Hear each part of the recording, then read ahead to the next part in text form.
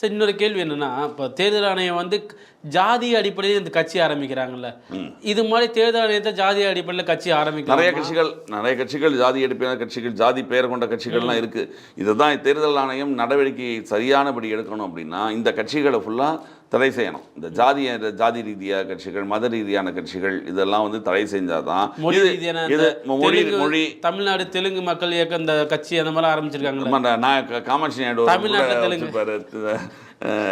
நாயுடு கட்சி வச்சிருப்பாரு. இந்த மாதிரி எல்லாருமே தனித்தனி ஜாதிகள் கட்சியெல்லாம் தடை செய்தா முதல்ல இவங்க ஜாதி வேணாம் மதம் வேணாம்னு சொல்றவங்க முதல்ல இதெல்லாம் செய்யணும்ல, தடை செய்யணும்ல. நீ எதுக்கு ஜாதி பேர்ல கட்சி வச்சிருக்க தடை செய்யணும்ல. அதையும் இதோட சேர்த்து எலெக்ஷன் கமிஷன் அதுவும் பண்ணிச்சுன்னா அது மிகப்பெரிய பாராட்டுக்குரிய செயலாக இருக்கும். ஏன்னா அந்த குறிப்பிட்ட ஜாதிகளை வச்சுட்டு இவங்க அந்த ஒரு மிரட்டி அந்த இடத்துல வந்து சீட்டு வாங்குறது சில கலவரம் வருது இல்லை சார். இந்த ஜாதி கட்சிகளும் சில கலவரம் ஒரு மாநாடு வச்சு அங்கே பார்த்தா காவல்துறைக்கு அடங்காம யாருக்கு அந்த எலெக்ஷன் வர்றதுக்கு முன்னால் எத்தனை ஆளாளுக்கு புற்றி செல்வோல கிளம்பி வருவாங்க. எங்கள் ஜாதி இவ்வளவு இருக்குது அப்படின்னு காமிக்கிறதுக்காக. யார் பேருனே உங்களுக்கு தெரிஞ்சிருக்காது. அந்த ஜாதியோட பேரில் வந்து இது எப்போ அரசியல் கட்சி ஆரம்பிச்சாங்க நமக்கு தெரியாது, இவங்க எப்போ சங்கம் வச்சுருந்தா நமக்கே புரியாது. புற்றி செல்வோல வரும் இனிமேல் தேர்தல் நெருங்க. எதுக்குன்னா மற்ற கட்சிகள் பெரிய கட்சிகள்கிட்ட பேரம் பேசுறதுக்கு. அவங்களோட முக்கிய குறிக்கோளே பெரிய கட்சிகள்கிட்ட பேரம் பேசுறது.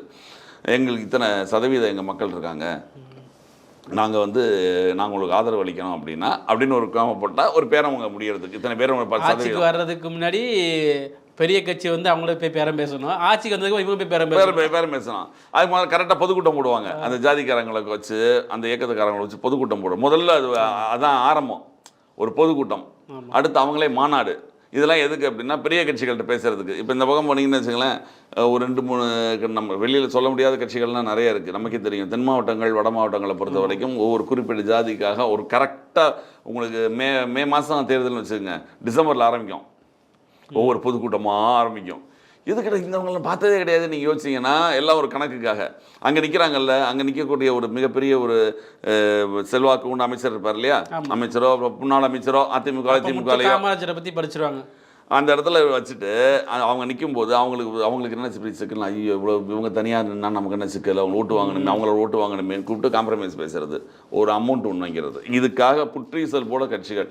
இதையும் தேர்தல் கமிஷன் தடை செய்யணும். இந்த கட்சிகளை சேர்ந்து அவங்களுடைய விதிமுறைக்கு வராததை செஞ்சவங்க அதையும் செய்யணும். இன்னும் நீங்கள் ஒரு கட்சி பேர் என்ன சொன்னீங்க, இந்திய காதலர்கள். இது இந்திய காதலர்கள் கட்சி. எதுக்கு இது? அது எதுக்கு